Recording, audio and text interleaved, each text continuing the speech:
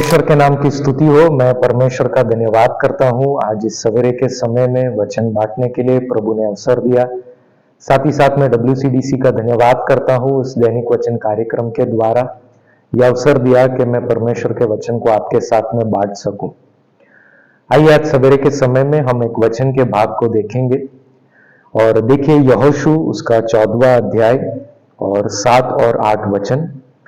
जब यहोवा के दास मूसा ने मुझसे इस देश का भेद लेने के लिए कादेश बरने से भेजा था, तब मैं 40 वर्ष का था और मैं सच्चे मन से उसके पास संदेश ले आया। और मेरे साथी जो मेरे संग गए थे उन्होंने तो प्रजा के लोगों का मन निराश कर दिया, परंतु मैंने अपने परमेश्वर यहोवा की पूरी रीति से बात मानी। ये जो बात है कालेब यहोशू के साथ बातचीत कर कर कह रहा है और कालेब यहाँ पर दो बातों को अपने जीवन के द्वारा प्रकट करता है। एक वचन 7 में लिखा है सच्चे मन से संदेश ले आया और 8वें वचन में लिखा है परमेश्वर यहोवा की पूरी रीति से बात मानी। ये दो खूबी कालेब के जीवन से दिखाई देता है जो हमें अपने विश्वासी जीवन में अपनाने के लिए प्रेरित करता है, हमें मार्गदर्शन देता है कि कैसा एक विश्वास हमारे जीवन में भी होना चाहिए।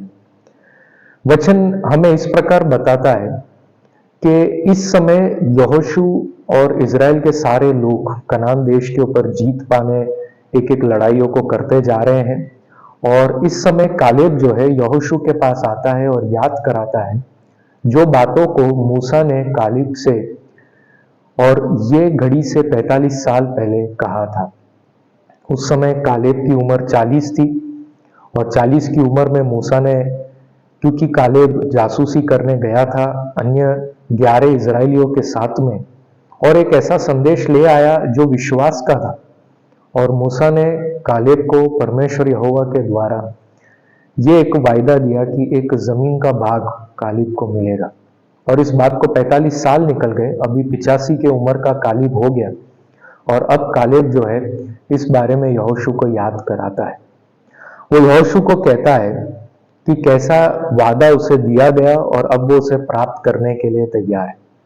आज सवेरे के समय में इस वचन के अंदर हम कालेब के जीवन के बारे में एक रूपरेखा, एक चरित्र जो है हम उसका चित्र को बनाएंगे और हम देखेंगे कि इस व्यक्ति का विश्वास किस प्रकार था। हम देखें कुछ वचन के अंदर, आप देखिए गिनती का पुस्तक उसका 13 अध्याय और 30 वचन ऐसा कहता है, पर कालेब ने मूसा के सामने प्रजा के लोगों को चुप कराने के विचार से कहा, हम अभी चढ़ के उस देश को अपना कर ले, क्योंकि निस्संदेह हमें ऐसा करने की शक्ति है। जब गिनती के पुस्तक के अंदर जब रिपोर्ट ये 12 जासूस लेकर आए और लोगों ने 10 लोगों की बात सुनी, 10 जासूसों की बात सुनी जिन्होंने अविश्वास और निराशा की बात की, परंतु कालेब उस समय कह रहा है कि हमारे पास निश्चय इसकी शक्ति है। उनके सामने चुनौती बहुत बड़ी थी, लेकिन कालेब जो है परमेश्वर को देखकर और विश्वास करने वाला व्यक्ति था। और भी जो बातें वचन हमें बताता है, गिनती उसके 14वें अध्याय 6 से 9 वचन के अंदर, और नूह का पुत्र यहोशू और यपुन्ने के पुत्र कालेब जो देश के भेद लेने वालों में से थे, अपने अपने वस्त्र फाड़कर इजरायलियों की सारी मंडली से कहने लगे, जिस देश का भेद लेने को हम इधर उधर घूम रहे हैं वह अत्यंत उत्तम देश है। यदि यहोवा हमसे प्रसन्न हो तो हमको उस देश में जिसमें दूध और मद की धाराएं बहती है पहुंचकर उसे हमें दे देगा। केवल इतना करो कि तुम यहोवा के विरुद्ध बलवा न करो और न उस देश के लोगों से डरो, क्योंकि वे हमारी रोटी ठहरेंगे। छाया उनके ऊपर से हट गई है और यहोवा हमारे संग है, उनसे न डरो। कालेब अपने विश्वास के उस अधीन रहते हुए लोगों को यह प्रोत्साहित करता है कि यहोवा के विरुद्ध बलवा ना करे और ये विश्वास करे कि परमेश्वर ने उन्हें ये जगह दे दिया है। हालांकि उनके सामने अनाक के राक्षस और बड़े बड़े राक्षस कनान देश में उन्होंने देखे, फिर भी कालेब का विश्वास ये है कि परमेश्वर हमें ये दिला सकता है। इसका एक मुख्य कारण यह है क्योंकि यहोवा की बात को पूरी रीति से मानने वाला व्यक्ति कालेब था। जो परमेश्वर ने कहा वो सच है परमेश्वर हमारा पिता है, जो बातों को वो हमसे करवाता है या जिन चुनौतियों के सामने रखता है, वो जरूर कुछ ना कुछ कारण से है और वो जानता है कि हम इसको सह सकते हैं, सामना कर सकते हैं और इस पर जीत पा सकते हैं। ऐसा विश्वास करने वाला व्यक्ति था कालेब। और एक वचन के भाग को देखे, गिनती उसका 14 और 24 वचन। परंतु इस कारण कि मेरे दास कालेब के साथ और ही आत्मा है और उसने पूरी रीति से मेरा अनुकरण किया है, मैं उसको उस देश में जिसमें वह हो आया है पहुंचेगा और उसका वंश उस देश का अधिकारी होगा। ये बात परमेश्वर खुद गवाही दे रहा है कालेब के बारे में कि उसके अंदर एक अलग सी आत्मा है और वो पूरी रीति से परमेश्वर का अनुकरण करने वाला एक व्यक्ति है। और देखिए इस कारण से उसको क्या वायदा मिला, ऐसा एक व्यक्ति बनने के वजह से उसको कैसा वायदा मिला। गिनती उसका 14 और 30 वचन। उनमें से यपुने के पुत्र कालीब और नून का पुत्र यहोशू को छोड़ कोई भी उस देश में न जाना पाएगा जिसके विषय में मैंने शपथ खाई है कि तुमको उसमें बसाऊंगा। परमेश्वर यहोशू और कालेब को उनके विश्वास के वजह से उन्हें पक्का कर कर कहता है कि ये देश उन्हें और उनके पीढ़ियों को दिया जाएगा। गिनती 14 उसका 37 और 38 वचन। उस देश की वे नामधराई करने वाले पुरुष यहोवा के मारने से उसके सामने मर गए, परंतु देश का भेद लेने वाले पुरुषों में से नून का पुत्र यहोशू और यपुने का पुत्र कालीब दोनों जीवित रहे। परमेश्वर की बात पर विश्वास करने से और उस विश्वास को प्रकट करने से, और वचन ऐसा बताता है कि वे जीवित रहे। बाकी लोगों को भी वायदा तो मिला, परंतु वो इस यात्रा के मध्य में खत्म हो गए। और एक वचन देखे, व्यवस्था विवरण 1 अध्याय 34 से 36 वचन, जहां पर मूसा संदेश देकर लोगों को याद कराता है किस प्रकार कालेब और यहोशू ने विश्वास किया था जब वे लोग भेद लेकर आए थे।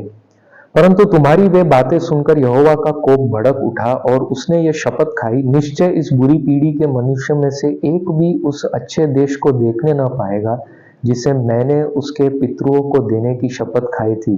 यपुने का पुत्र कालेब ही उसे देखने पाएगा और जिस भूमि पर उसके पांव पड़े हैं उस पे मैं उसको और उसके वंश को भी दे दूंगा, क्योंकि वह मेरे पीछे पूरी रीति से हो लिया है। फिर से परमेश्वर कालेब के बारे में गवाही देता है। ये वचन हमें क्या बताता है? कालेब का एक खास खूबी कि वो परमेश्वर के पीछे पूरी रीति से हो लिया, और पूरी रीति से हो लेने की वजह से अब इस दुनिया की जो बातें उसके सामने हैं उससे बढ़कर परमेश्वर का वचन उसके लिए सच्चाई है।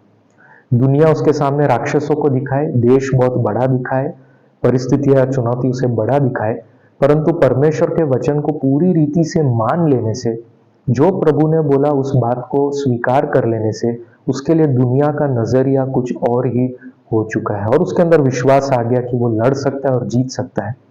इसलिए यहोशू के पुस्तक में जो शुरुआत में हमने वचन को पढ़ा था उसके अंदर कालेब ऐसा बोलता है, मैं 85 का हो गया हूं पर आज भी मेरे पास उतनी ताकत है जैसे कि 45 साल पहले था कि मैं देश को हरा सकूं और जीत सकूं और मुझे अनुमति दिया जाए कि मैं आगे जाकर देश को जीत लूं।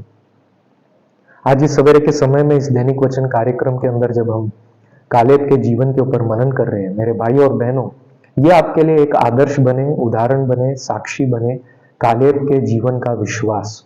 और वो विश्वास का कारण क्या था कि जो कुछ परमेश्वर कहता है उसको पूरी रीति से वो मान लेता था।